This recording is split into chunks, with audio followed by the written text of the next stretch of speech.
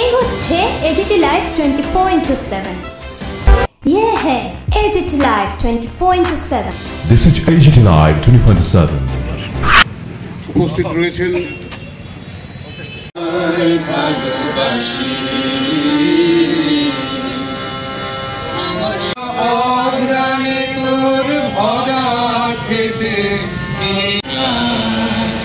আমি তোমায় ভালোবাসি, আকাশ তোমার বাতাস আমার প্রাণে।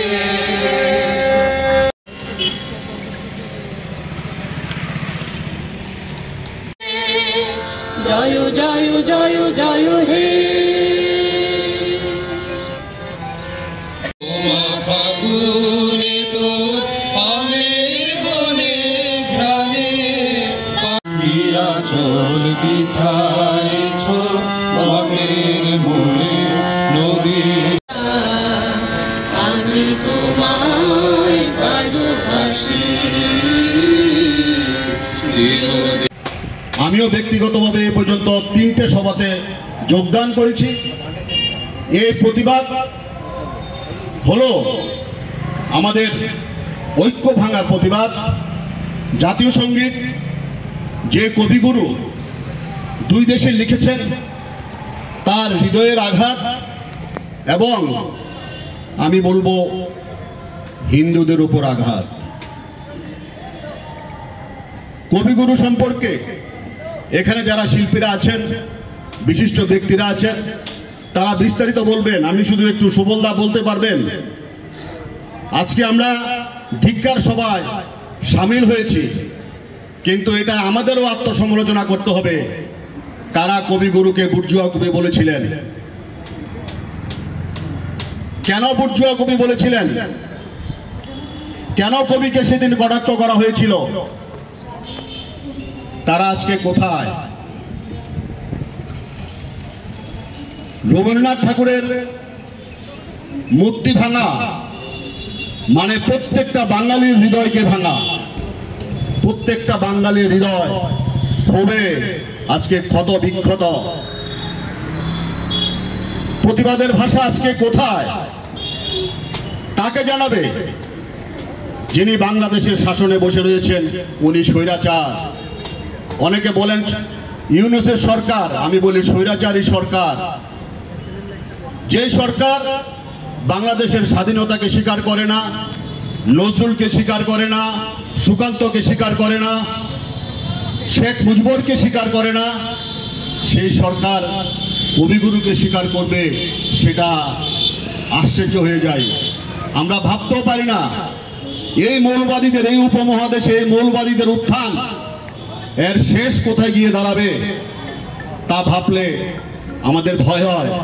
আমরা এই শহরে একটা বড় মিছিল সেদিন করেছিলাম, এর প্রতিবাদে আমরা মিছিল করেছিলাম। সারা দেশ এই ঘটনায় উত্তাল হয়ে উঠেছিল।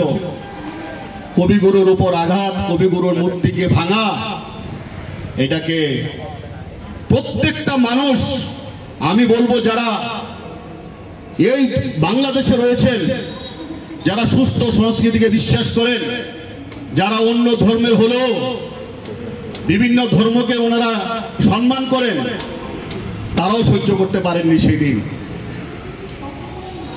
হিন্দুকে ভাগ করার জন্য, হিন্দুর বুকে আঘাত করার জন্য এই কাজটা করা হয়েছিল সেদিন পরিকল্পিতভাবে।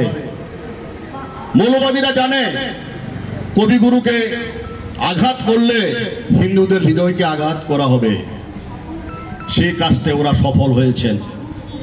এখন যা বলছেন সেটা হলো লোক দেখানো, ভারতের চাপে পড়ে। আমার পূর্ববর্তী বক্তা সানিদ দেবরায় খুব সুন্দরভাবে বলেছেন যে এর পরিণতি কোথায় গিয়ে দাঁড়াবে। আমরা বলবো আমাদের পাশেই আরেকটা প্রতিবাদ সভা হচ্ছে।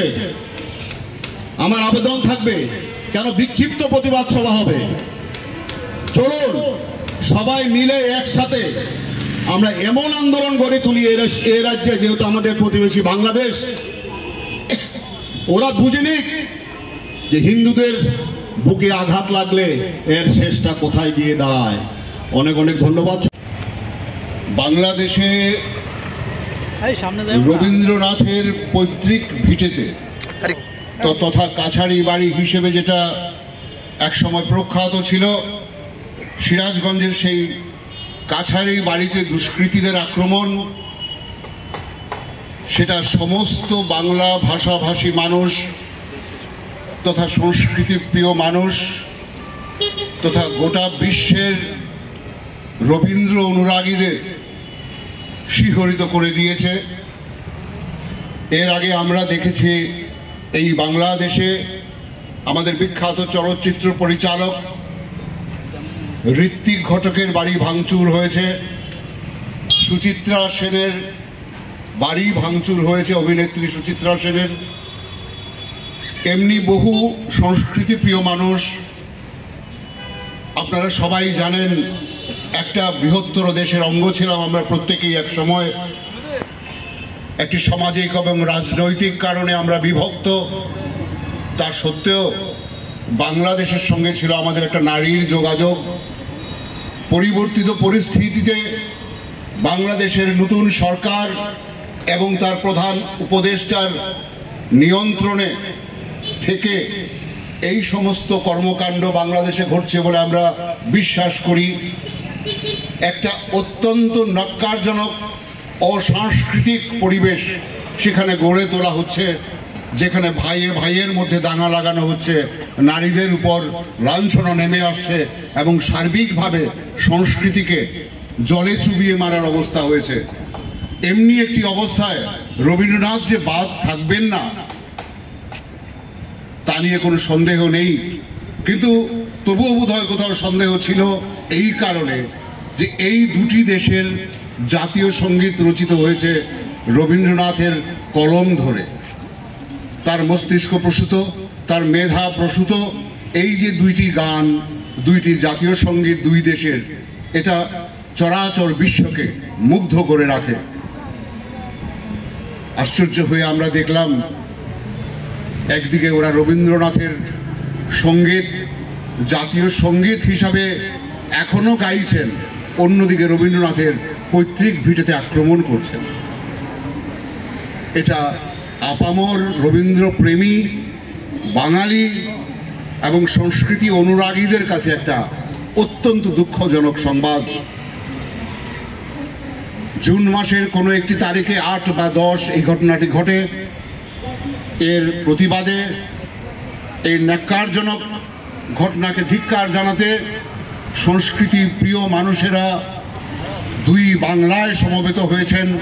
বাদ যায়নি কাছাড়, ত্রিপুরা, আমেরিকা, কানাডা সহ বৃহত্তর পৃথিবীর বিভিন্ন অঞ্চলে যেখানে যেখানে সংস্কৃতি প্রিয় এবং বাঙালি মানুষ রয়েছেন তারা প্রতিবাদ জানিয়েছেন।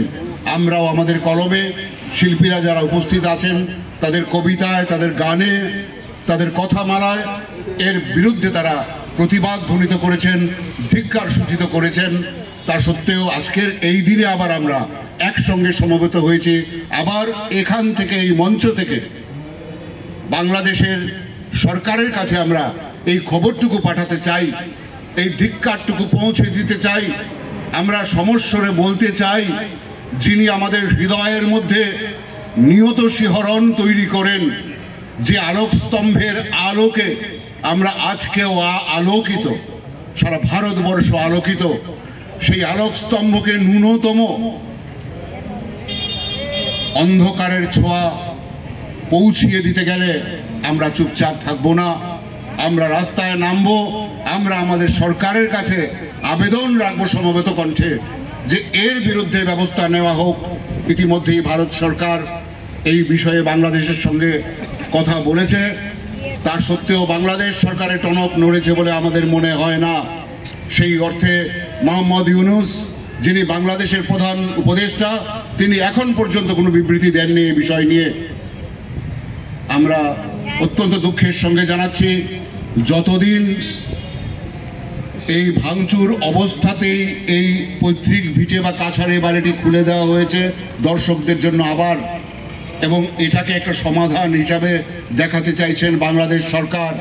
কিন্তু আমরা জানি যে আসবাবপত্র ভাঙচুর হয়েছে সেদিন, যে দরজা জানালা ভাঙচুর হয়েছে সেদিন, তার প্রতিটির সঙ্গে রবীন্দ্র সান্নিধ্য, দেবেন্দ্র সান্নিধ্য জড়িত আছে। আমরা শুধু নস্টালজিক হচ্ছি না, এই প্রয়াসের বিরুদ্ধে, এই ঘৃণ্য প্রয়াসের বিরুদ্ধে সোচ্চার হচ্ছে। আজকে এই মঞ্চে যারা আছেন তারা এই রাজ্যের বিশিষ্ট শিল্পী, সংস্কৃতি প্রেমী এবং সাংবাদিক, একে একে তারা এর বিরুদ্ধে ধিক্কার সূচিত করবেন।